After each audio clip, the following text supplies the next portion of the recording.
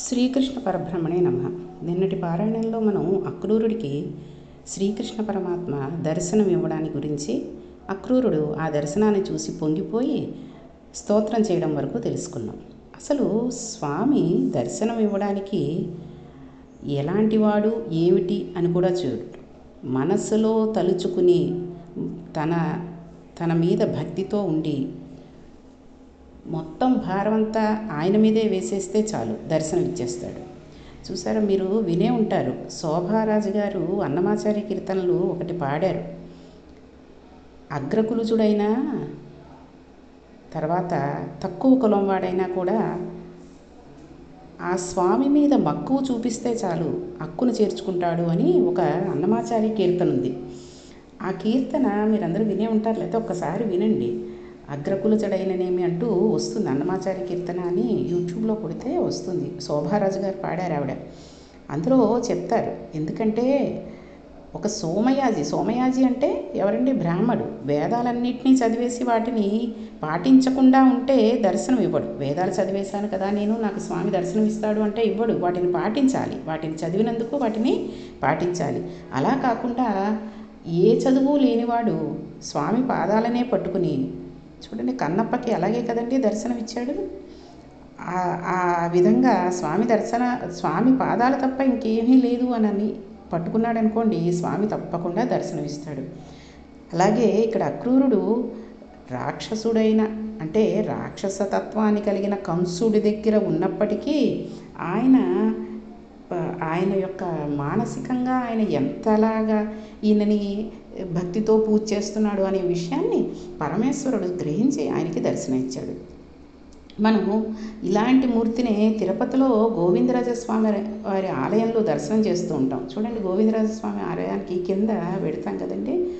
గోవిందరాజస్వామి కూడా పెద్ద పాము చుట్ట మీద తల వెనక పెద్ద సోల పెట్టుకుని పడుకుని ఉంటాడు. నాభి కమలం నందు చతుర్ముఖ బ్రహ్మగారు, కాళ్ళ దగ్గర శ్రీదేవి, భూదేవి, మదకైటభులనే రాక్షసులతో సహా మనకి దర్శనం ఇస్తారు. ఆయన పొట్ట మీద అడ్డంగా తులసిమాలలు వేలాడదీసబడి ఉండగా కన్నులు మూసుకుని నిద్రిస్తూ ఉన్నట్టుగా మనకు దర్శనం ఇస్తాడు. అప్పుడు మనం అక్రూరుని మనసులో తలుచుకుని అక్రూరుడు దర్శించిన శ్రీమన్నారాయణుడి తత్వం ఇక్కడ కనబడుతోందని గోవిందరాజస్వామిని దర్శనం చేసుకున్నాం అనుకోండి, మహానుభావుడు పొంగిపోతాడండి పరమేశ్వరుడు. శ్రీమన్నారాయణునికి అక్రూరప్రియ చక్రధరేతి అని అక్రూరుడితోటి అక్రూరప్రియ అని పిలిస్తే కూడా ఎంతో పొంగిపోతాడు ఆయన. అటువంటి దర్శనాన్ని పొంది అక్రూరుడు సాయంకాలం చీకటి పడుతుండగా బలరామకృష్ణులతో కలిసి మధురా నగరాన్ని చేరుకున్నాడు. కృష్ణుణ్ణి తన ఇంటికి వచ్చి ఆనాటి రాత్రి విడిది చేయవలసిందని కోరాడు. అప్పుడు కృష్ణుడు అన్నాడు, నేను ఇప్పుడు రాను. రాక్షస సంహారం పూర్తయిపోయి కంసుణ్ణి సంహరించిన తర్వాత యోగ్యమైన కాలమునందు వచ్చి నీ ఇంట నేను తప్పకుండా ఆతిథ్యాన్ని స్వీకరిస్తాను అని మాట ఇచ్చి ఆ రాత్రికి బలరామకృష్ణులు ఊరు బయట పడుకున్నారు. మరునాటి ఉదయం మధురానగర ప్రవేశం చేశారు. బలరామకృష్ణులు చేసిన గొప్ప చేష్టితములను తెలుసుకున్న వారైన మధురానగర వాసులు మేడల మీద నిలబడి వారిని చూస్తున్నారు. ఎంతో ఆనందంగా ఆ బలరామకృష్ణులు నడుస్తూ ఆ మధురానగరం రాజవీధిలో వెడుతున్నారు. కంసుడికి బట్టలు ఉతికే చాకిలివాడు మంచి మంచి పట్టుబట్టలన్నీ ఉతికి మూటను కట్టుకుని తల మీద పెట్టుకుని వెళ్ళిపోతున్నాడు. కృష్ణుడు అతనిని పిలిచి, మేము నందమహారాజు గారి బిడ్డలం, మాకు కూడా ఒక పట్టుపని చేయవు, కట్టుకుంటాం అన్నాడు. అప్పుడు చాకలి కృష్ణుడితో చాలా పొగురుతనంతో మాట్లాడాడు. ఈ విషయం మా కంసమహారాజు గారికి తెలిస్తే ఎంత ఆగ్రహం వస్తుందో తెలుసా? ప్రాణములు ఉగ్గడించేస్తాడు. మీకు పెరుగులు నేతులు తాగి బాగా కొవ్వు పట్టింది. ఇవేమైనా మామూలు పంచలు అనుకుంటున్నారా? ఇవి సాక్షాత్తుగా కంసమహారాజు గారు కట్టుకునే పంచలు. ఇవి మీకు కావలసి వచ్చాయా?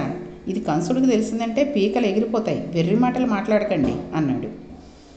వాని మాటలు విని కృష్ణుడు బలరాముని వంక చూసి, అన్నయ్య, ఇంకా ఈ పుర్ర మారదు అని పిడికిలి బిగించి ఆ చాకలివాని నెత్తి మీద ఒక గుద్దు గుద్దాడు. వాడు తలబద్దలై చచ్చిపోయాడు. అయితే కృష్ణుడు రజకుడిని ఎందుకు చంపాడో మనం తెలుసుకోవాలి. చాకలివాని పుర్రె ఇప్పటిది కాదు, ఇది త్రేతాయుగం నాటి పుర్రె. అప్పుడు సీతాదేవి మీద నింద వేశాడు. ఆ పుర్రె సీతాపరిత్యాగానికి కారణమైన పుర్రె. ఈ పుర్రె ఎప్పటికైనా మారుతుందేమోనని ఈశ్వరుడు అవకాశం ఇస్తూనే ఉన్నాడు. ఈ జన్మలోనైనా ఒక మంచి మాట మాట్లాడతాడేమో అనుగ్రహిద్దామని చూశాడు. ఒక్కొక్కడు అవకాశం వచ్చినా అహంకారంతో నాశనమైపోతూ ఉంటాడు. ఎక్కడ ఎలా మాట్లాడాలో తెలియక నోటి మాట వలన చెడిపోతాడు. పొగరగా కూడా మాట్లాడుతూ ఉంటారు. అలా చేసినందువల్ల ఏమైందండి? చచ్చి ఊరుకుంటారు. ఈశ్వరుని క్షమాగుణమును, మనిషి టెంపరతనాన్ని ఈ రజకుని మరణం మనకు ఆవిష్కరిస్తుంది. బట్టలు ఉతకగలిగాడు కానీ తన మనస్సును ఉతుక్కోలేకపోయాడు. చాలామంది అంటూ ఉంటారు చూసారా, శుభ్రమైన బట్టలు అంతలా కట్టేసుకున్నారు కానీ మనసు మాత్రం శుభ్రంగా ఉండదని మామూలుగా అంటూ ఉంటాం. ఆ రకంగానే ఈ చాకలివాడు ఏనాటి రామాయణం అండి, ఏనాటి కిందటి జన్మలో త్రేతాయుగంలో సీతాదేవి మీ రామచంద్రమూర్తి తీసుకుని వస్తే అన్నాడు కదా, ఏమన్నాడు? నేనేం రామచంద్రమూర్తిని కాదు, నువ్వు అక్కడ ఇక్కడ ఉండి వాళ్ళింట్లో వీళ్ళింట్లో ఉండి మళ్ళీ తిరిగి వస్తే నేను ఇంట్లో ఉంచుకోవడానికి అని అన్నాడు. ఆ మాటలనే ఇంకా ప్రజలు అలా అనుకుంటున్నారనే కదా కడుపుతో ఉన్న సీతమ్మ తల్లిని తీసుకెళ్ళి అరణ్యాల్లో వదిలేశారు. ఇవంతా మనం రామాయణంలో తెలుసుకున్నాం. అందుకని ఆ మాటలు అనేటప్పుడు ఏది నిజం ఏది కాదు, అసలు సినిమాల్లో ఇప్పటికీ అదే చూపిస్తూ ఉంటారు. నేనేమి రాముని కాదు నిన్ను అలాగ చూడడానికి, సీతని నువ్వు బయటికి వెళ్ళి వచ్చినా కానీ ఇది చేయడానికి అంటూ ఉంటారు కొన్ని డైలాగులు.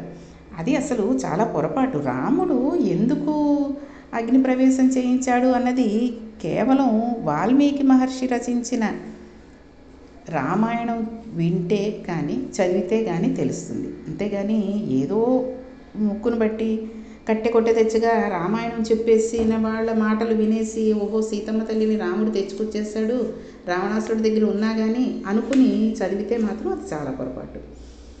కాబట్టి కృష్ణుడు అందుకనే ఆ చాకలివాడిని చంపివేశాడు. అది దాటి వెళ్ళారు. మరో చోట వృద్ధుడైన సాలివాడు ఒకడు పంచెలు నేస్తున్నాడు. ఆయన బలరామకృష్ణులకి ఎదురువచ్చి తీసుకువెళ్ళి, ఇవి నేను కంసుని కోసం నేస్తున్న మెత్తటి పంచెలు. మహానుభావ, మీరు ఈ పంచె కట్టుకుని కనపడితే ఎంతో బాగుంటారు, కాబట్టి ఈ పంచె కట్టుకోవాల్సిందే అన్నాడు. కృష్ణ పరమాత్మ ఆ పంచె కట్టుకుని సాలివానికి ఇహమనందున్న సమస్త ఐశ్వర్యమును ఇచ్చి, అంత్యమనందు అతనికి సారూప్యమునిచ్చి తన దగ్గర కూర్చోపెట్టగలగలిగిన ఐశ్వర్యమును కటాక్షించాడు. ఈ విధంగా సాలివాడు ఈ స్థితిని పొందాడు. చూడండి, రజకుడు ఎటువంటి స్థితిని పొందాడు, సాలివాడు ఎటువంటి స్థితిని పొందాడు అన్నది మనం ఈ భాగంలో తెలుసుకుంటున్నాం. తర్వాతి సందులో సుదాముడు అనబడే మాలాకారుడు ఉన్నాడు. ఆ మాలాకారుడి దగ్గరకు వెళ్ళారు. ఆయన కంసునికి పుష్పమాలలు కడుతూ ఉంటాడు. ఆ మాలాకారుడు వీరికి ఎదురు వచ్చి లోపలికి తీసుకువెళ్ళి కూర్చోపెట్టి అర్ఘపాదాద్యాలను ఇచ్చాడు. కృష్ణ, నా జన్మ ధన్యమైంది, ఏమి అదృష్టం, మీరిద్దరూ ఇవాళ నా దగ్గరకు ఇచ్చేశారు. దయచేసి నేను ఇస్తున్న ఈ పుష్పమాలను అలంకారం చేసుకోవలసింది అని పుష్పమాలలు ఇచ్చాడు. అప్పుడు పరమాత్మ పొంగిపోయాడు. పరమాత్మ పత్రం పుష్పం ఫలం తోయం యోమే భక్త్యా ప్రయచ్చతి అంటారు. నాకు ప్రీతితో నీవు ఏది ఇచ్చినా దానికి రెట్టింపు కోట్ల రెట్లు నీకు ఇస్తాను. నీవు ప్రేమతో ఏమిచ్చినా పుచ్చుకుంటాను, ఏడుస్తూ ఇచ్చింది మాత్రం నేను పుచ్చుకోను అంటాడు. చూడండి, చాలామంది ఒక పువ్వు పెడితే చాలు స్వామికి. ఏదైనా సరే ప్రేమతో మనం ఒక పువ్వు పెడితే చాలు. పూలదండలు అనేక రకాలు వేసేస్తారు. ఆయనకి ఊపిరాడనన్ని పువ్వులు. శనివారం వచ్చిందంటే వెంకటేశ్వర స్వామి గుళ్ళో, మంగళవారం అయితే ఆంజనేయ స్వామికి, ఇక గురువారం అయితే బాబాగారికి ఎన్నెన్ని పూలమాలలో వేసేస్తూ ఉంటారు. ఆ పువ్వుల్లో ఏదైనా చిన్న పురుగో ఏదో ఒకటి ఉందనుకోండి, లేకపోతే ముళ్ళున్న పువ్వు అయితే చిన్న ముళ్ళో గుచ్చుకుంటూ ఉంటే ఆయనకి ఎంత ఇబ్బందిగా ఉంటుందండి. మనల్ని ఆయన చూడడం, ఆయనే చూసుకుంటారా? మనం కోరిన కోరికలు తీర్చడానికి ఆయన వింటూ ఉంటారా చెప్పండి? కాబట్టి ప్రేమతో ఒక పుష్పం ఇస్తే చాలు. మనం ఏదైనా సరే మామూలుగా పూజలో రోజు పుష్పం ఫలంతో అంటే నైవేద్యం ఇవన్నీ పెట్టాలి. గంధం, ధూపం, దీపం ఇవన్నీ పెట్టాలి. అవన్నీ కూడా భక్తితో చేస్తే దానికి రెట్టింపు కోట్ల రెట్లు ఇస్తాను అని అన్నారు స్వామి. అలా అని చెప్పి మనం భక్తితో చేస్తున్నాం అనుకుని చాలామంది ఈ మధ్య నోట్ల కాగితాలని మాలలుగా వేసేసి దండలు వేసేస్తున్నారు. అవి నిజం నోట్లు దొంగ నోట్లో కూడా తెలియదు. దొంగ నోట్లు అవి వేసి అక్కడ తడిసిపోతే పాడైపోతే ఆయన వేశారే అనుకోండి, దొంగ నోట్లనే కోట్ల రెట్లు మనకి ఇస్తాడు స్వామి. అంతే కదండి. కాబట్టి సహజమైన వాటితో, ప్రకృతి సిద్ధమైన వాటితోటి పూజ చేయండి స్వామికి. అంతేగాని ఎక్కడెక్కడవో తీసుకొచ్చి ఏవేవో రకరకాల పళ్ళు, చాక్లెట్లని, బిస్కెట్లని ఇవి నైవేద్యాలు పెట్టడం కాదు. స్వామికి కాస్త పులగం చేసి పొద్దున్నే కాస్త స్నానం చేసి పప్పు పులగం కాస్త పెరుగు నెయ్యి చుక్క వేసి నైవేద్యం పెడితే పరమ సంతోషంతో అమ్మవారైనా అయ్యవారైనా స్వీకరిస్తారు. కాబట్టి స్వామి అంటారు, నువ్వు ఏదైనా సరే ప్రేమతో ఇస్తే పుచ్చుకుంటాను. ఇచ్చేస్తున్నాను. ఇవాళ ఏదో ఒక చీర ఉందనుకోండి, అమ్మవారికి పెట్టాలి, నలుగురితోటి వెళుతున్నాం, నాది గొప్పగా ఉండాలి అనుకుని ఆ చీర పెట్టేస్తూ నేను కట్టుకుందాం అనుకున్నాను, ఈ చీర ఇచ్చేస్తున్నాను అమ్మవారికి, నేను కట్టుకుందాం అనుకున్నాను, ఈ చీర ఇచ్చేస్తున్నాను అమ్మవారికి అని ఇచ్చారనుకోండి, అమ్మవారు పుచ్చుకోదు. ఎందుకు పుచ్చుకుంటుందండి ఆవిడ? నేను కట్టుకుందాం అనుకున్నది అమ్మవారికి ఇవ్వడం ఏమిటి? తప్పు కదా. అది అమ్మవారికి అనుకుని పవిత్రంగా చూసుకుని దాని మీద కాళ్ళు చేతులు అన్నీ వేసేయకుండా శుభ్రంగా ఒక చోట ఒక కవర్లో పెట్టుకుని ఎప్పుడు గుడికెడతామో అప్పుడు వెళ్ళి అమ్మవారికి ఇవ్వాలి. అంతేగాని దాన్నే ఏడుస్తూ ఇవ్వడం అంటారు. కాబట్టి అలాంటివి పుచ్చుకోరు. కాబట్టి పూలదండలు ఇచ్చి సత్కరించిన మాలాకారుని చూసి ఈయన వరం ఇవ్వలేదు, నీకేం కావాలో అడుగు ఇచ్చేస్తాను అన్నాడు. ఆనాడు మాలాకారుడు మనం అందరం పూజలో చెప్పవలసిన దానిని అడిగాడు. ఆయన అన్నాడు, నీ పాద కమల సేవయు నీ పాదార్చకులతోడి నెయ్యమును నితాంతాపార భూత దయమును తాపస మందార నాకు దయసేయకదే అన్నాడు. చూడండి, కేవలం బతికేయడం కాదు తండ్రి, ప్రతి క్షణం నీ పాదకమలముల సేవ నేను చేసుకోగలగాలి. ఎవరెవరు నీ పాదములను పట్టి పూజ చేసే మహాభక్తులు ఉన్నారో వాళ్ళతో నాకు స్నేహం కావాలి. ఏ పదార్థమును చూసినా అది ఈశ్వరుడే అని నేను భావించి ప్రేమించగలగాలి.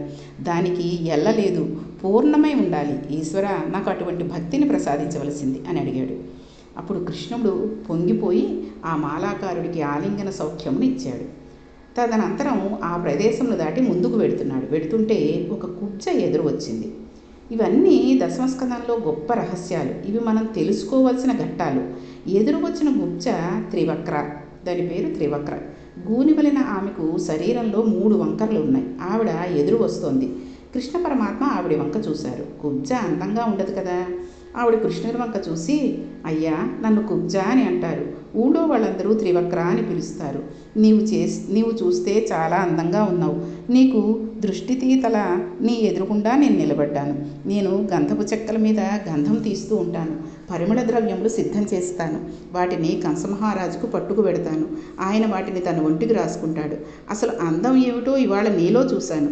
నీవు ఈ గంధమును రాసుకుంటే ఈ గంధానికి అందం వస్తుంది. ఈశ్వర, కొద్దిగా ఈ గంధమును రాసుకుంటావా? అందరికీ ఈ అందం ఎక్కడ ఉంటుంది? పోనీలే, ఇంత అందగాడివి నీ తెచ్చిన గంధం నీవు రాసుకో, ఆనందిస్తాను అంది. పరమాత్మ చూశాడు. ఈశ్వరుడికి అన్నిటికన్నా గొప్ప సేవ చందన సేవ. అందుకే త్యాగరాజంతటి వారు గంధము పూయరుగా అని కీర్తన చేశారు.